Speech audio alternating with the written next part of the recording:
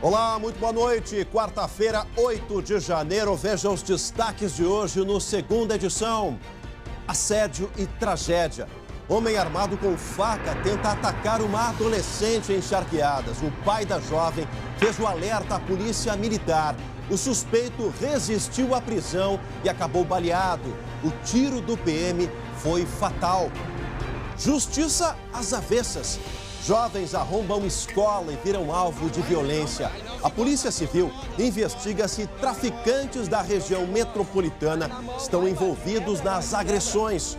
Um dos menores apareceu morto depois da gravação desse vídeo. Crime com bomba de chimarrão. Homem mata mulher na zona norte de Porto Alegre. Um feminicídio marcado pela crueldade, com golpes de garfo e até bomba de chimarrão. Criminoso não deu chance de defesa à vítima. O SBT Rio Grande, segunda edição, começa agora. Vem com a gente.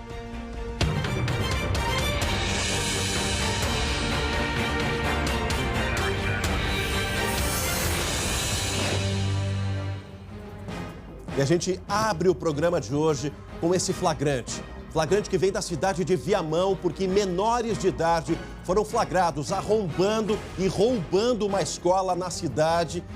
Este poderia ser mais um dos tantos casos parecidos que nós já mostramos, infelizmente, aqui no segunda edição.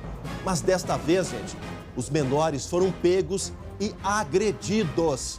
Quem tem os detalhes, comigo na redação, Guilherme Roquete. Boa noite, Guilherme. Boa noite, Chemali. Boa noite a todos. Satisfação em conversar contigo, Chemali. Esse caso, ele é cercado de várias situações absurdas. Primeiro, Chemali, porque esse vídeo, ele foi gravado pelas câmeras de segurança lá da escola no dia 29 de dezembro, por volta das 20h para 18h. Os jovens aparecem, os três ali, aparecem retirando alimentos e também material escolar, materiais de dentro dessa escola, a Escola Estadual Nísia Fagundes, que fica lá na Vila Elza, em Viamão. A evasão, como eu disse, aconteceu no último dia 29, mas os vídeos circularam em grupos de redes sociais ainda nesta semana e chegaram até nós nessa quarta-feira aqui no SBT.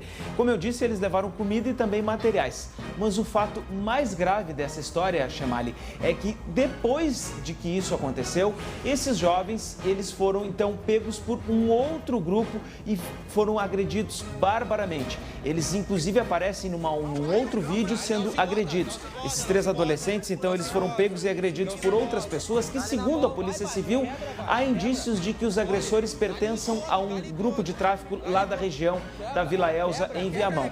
Ou seja, um grupo de traficantes, possivelmente, ele pode ter sido acionado para buscar por esses menores. Ainda não há a confirmação desse caso, mas o delegado da Delegacia de Homicídios, Guilherme Calderipe, investiga parte dessa situação, porque tem um outro componente, Chemali. Um desses jovens, ele foi encontrado morto logo após a gravação desse vídeo que nós estamos vendo aí na tela. Ele teria sido assassinado com pelo menos 10 tiros, Chemali, e também estaria envolvido no caso da escola. Então, são vários componentes muito trágicos. Começa com o furto na escola, depois a agressão, supostamente cometida por parte de um grupo de traficantes, e depois a morte de um desses adolescentes. A Secretaria Estadual de Educação afirma que ainda não recebeu nenhum comunicado oficial sobre o que foi furtado lá da escola Nísia Fagundes, mas diz que o caso está sendo apurado. O fato também, Chemali, é que a escola não quis conversar conosco pela tarde. Nós fizemos contato com a secretaria lá da escola. A secretária que nos atendeu disse que a diretora estava em atendimento e que ela havia sido orientada a não emitir nenhuma informação sobre esse caso, sobre esse furto que aconteceu lá na escola. E a Polícia Civil investigando, porque há indícios fortes de que esses adolescentes foram agredidos por um grupo de traficantes lá da região da Vila Elza. Realmente bastante forte esse flagrante. Obrigado, Guilherme. Daqui a pouco a gente volta a conversar.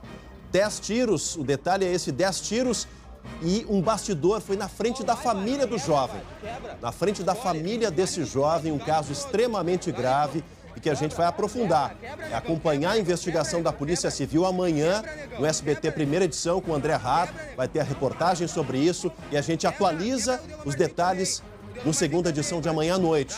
Caso extremamente grave, ainda não se sabe quem teria acionado essa quadrilha de traficantes para fazer justiça com as próprias mãos. Agora a gente abre espaço para feminicídio.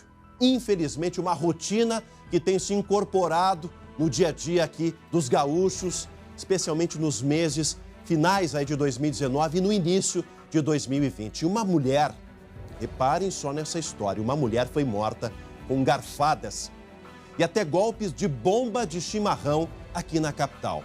Quem nos traz os detalhes ao vivo está lá no Palácio da Polícia, é a repórter Vanessa Felipe, direto aí. O que dá para falar dessa história, Vanessa? Boa noite.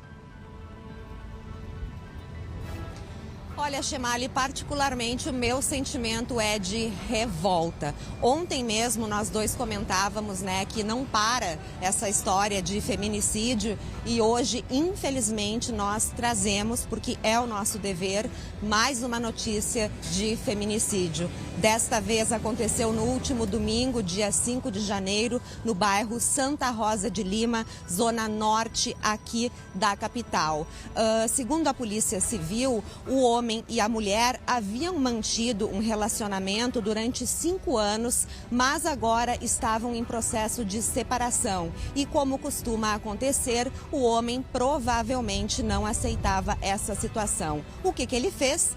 Foi até a casa dela. A mulher tentou impedir a entrada do homem, mas não teve jeito. Ele invadiu a residência e, a partir daí, as agressões começaram. Ele quebrou objetos, enfim, uma agressão realmente muito violenta, com o perdão da redundância. Uma vizinha ouviu os gritos e os pedidos de ajuda, os gritos de socorro, foi até o local e tentou ajudar. Nesse momento, aconteceu o pior. É até ruim, desagradável falar, mas o homem pegou uma bomba de chimarrão e deu 2 golpes na mulher. Um atingiu o pescoço e o outro atingiu o abdômen. Terrível. A mulher, gravemente ferida, ainda foi levada para o Hospital Cristo Redentor, também na zona norte da capital, mas em função da gravidade dos ferimentos, acabou não resistindo e morreu um dia depois, na segunda-feira, dia 6 de janeiro. Esse homem, né, se é que dá para chamar um ser assim de homem, ele foi preso em flagrante e, segundo a delegada que está cuidando do caso, agora está em prisão preventiva, ou seja, sem data, né, para sair da cadeia. Tomara que não saia mesmo, né, Chemali? E a delegada aqui também nos informou que ela agora, então, vai cuidar, obviamente, do caso, né, ouvindo aí familiares e vizinhos. E para encerrar e devolver para ti, a mulher que morreu, ela não tinha medidas protetivas, essas que fazem parte da Lei Maria da Penha, contra o ex-companheiro. O que se sabe é que havia uma ocorrência registrada contra ele no ano de 2017, mas sem grandes detalhes. Então, infelizmente, mais um feminicídio e a gente segue noticiando porque é o nosso dever e segue, né, também de olho aí para que as investigações tenham o rigor que merecem. Chemali. Exatamente, essa é a palavra, Vanessa, o rigor que merece e o alerta que é feito para as mulheres, para os casais, para as famílias, para que essas histórias, infelizmente, não se repitam mais aqui no Rio Grande do Sul. Obrigado pelas informações, a Vanessa Felipe. A gente vai agora para a região carbonífera. Está aqui na tela, ó. Está aqui na tela. Policiais militares atiraram e mataram um homem armado com uma faca. Sabe por que isso aconteceu? Porque ele estava assediando uma adolescente na cidade de Charqueadas. E aí o pai dela foi alertar os PMs. Os PMs chegaram lá para fazer abordagem, alegaram que o suspeito reagiu a essa abordagem. O morador gravou toda a ação da Polícia Militar. Na tela do Segunda Edição. Na imagem, o PM aponta a espingarda calibre 12 para o suspeito, que está armado com uma faca, e solta o primeiro disparo com bala de borracha. Um segundo policial participa da ação. Na sequência, os PMs atiram mais 7 vezes. O homem cai ao lado da viatura. Alceu Cunha de Oliveira, de 61 anos, chegou a ser levado para o hospital de Charqueadas, mas não resistiu aos ferimentos. Segundo a Polícia Civil, a PM foi chamada depois que Alceu abordou uma adolescente de 17 anos que passava por este parque, acompanhada do pai. De acordo com a jovem, o aposentado ofereceu dinheiro para manter relações sexuais com ela. Primeiramente fizeram uso do bastão, para afastar o elemento agressor. Posteriormente, ele não aceitou esse alerta, digamos assim. Foi feito uso de uma arma não letal. Posteriormente, como ele também não aceitou, foi dado um tiro de advertência abaixo da linha da cintura, um primeiro tiro, e um segundo que, infelizmente, veio a acertar a perna, atingindo a femoral desse elemento. A família tem outra versão para o caso. Segundo eles, Alceu tinha problemas mentais e costumava andar armado com uma faca. Ele teria reagido a uma tentativa de assalto do pai da adolescente. Os 2 soldados foram afastados das ruas e o comando da PM instaurou um inquérito policial militar para avaliar a abordagem. Já a Polícia Civil vai conduzir o caso como tentativa de homicídio contra os PMs. Diante dos elementos probatórios que temos até o momento, temos esses 2 policiais como vítimas e o indivíduo que faleceu como acusado. Versões em conflito que merecem aí toda a atenção da Polícia Civil lá de Charqueadas. Estranha essa história, realmente estranha. Um pai jamais iria acionar a polícia militar se não tivesse ali, pelo menos, percebido que a filha corria algum tipo de risco. Se tinha problemas mentais ou não, esse cidadão que infelizmente morreu, ninguém deseja a morte de outra pessoa, e ainda mais em operações, em ações policiais.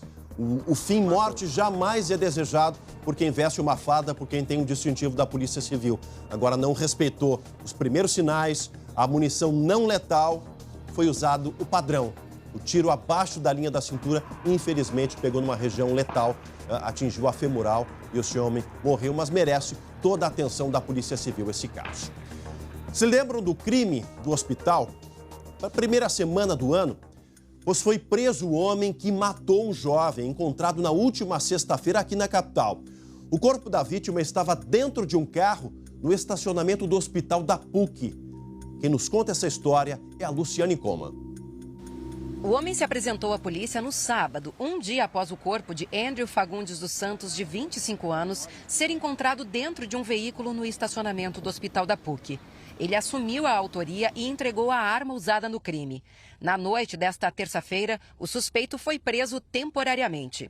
Ele tem antecedentes policiais. Vamos fazer agora uma confrontação balística com o projetil que foi recolhido do corpo da vítima para ver se realmente foi a arma utilizada no evento criminoso. Em depoimento, o homem contou que estava consumindo drogas na quinta-feira com a vítima no Campo da Tuca, na zona leste de Porto Alegre. Segundo ele, houve um desentendimento e Andrew o ameaçou com um revólver. Ele alega ter tomado a arma do amigo e atirado para se defender. O tiro atingiu o abdômen do jovem. O suspeito relatou que um senhor socorreu Andrew e o levou para o hospital da PUC. O Fiesta preto roubado chegou ao estacionamento por volta das 11 da noite de quinta. Na tarde de sexta, seguranças encontraram o corpo no banco de trás do veículo. A polícia ainda não identificou esta terceira pessoa. A gente analisa as imagens, a gente percebe que tem um homem que desembarca do carro realmente, ingressa no hospital da PUC e agora a gente procura identificá-lo e, inclusive, na necessidade de ouvi-lo aqui na delegacia para que ele esclareça o evento também, se realmente socorreu ou se há alguma outra informação relevante. Eleições 2020, na segunda maior cidade do estado, vai escolher o novo prefeito amanhã numa eleição indireta. O pleito acontece porque Daniel Guerra, o chefe do executivo, sofreu impeachment. As eleições para a escolha do novo prefeito de Caxias do Sul estão marcadas para as 8h30 da manhã desta quinta-feira. O processo vai ocorrer na Casa da Cultura, já que a Câmara de Vereadores de Caxias está sem energia elétrica. Apenas uma chapa se inscreveu para o processo. Ela é encabeçada pelo vereador Flávio Cassino, do PTB, e tem como vice o vereador Eloy Frisso, do PSB. Para serem eleitos, precisam de, no mínimo, 12 votos dos vereadores, já que é uma eleição indireta. Se confirmada a escolha da chapa, eles tomam posse imediatamente novamente para um mandato tampão até 31 de dezembro desse ano. Hoje, a Prefeitura está sendo comandada pelo presidente da Câmara, vereador Ricardo Daneluz. O ex-prefeito Daniel Guerra, afastado do cargo em dezembro do ano passado, após sofrer impeachment, entrou com um pedido de liminar para anular o processo e suspender a eleição de amanhã. Mas o pedido foi negado pela Justiça nesta terça-feira. No entanto, o mérito da ação ainda será julgado. Nada que interfira, pelo menos por enquanto, na eleição indireta desta quinta-feira.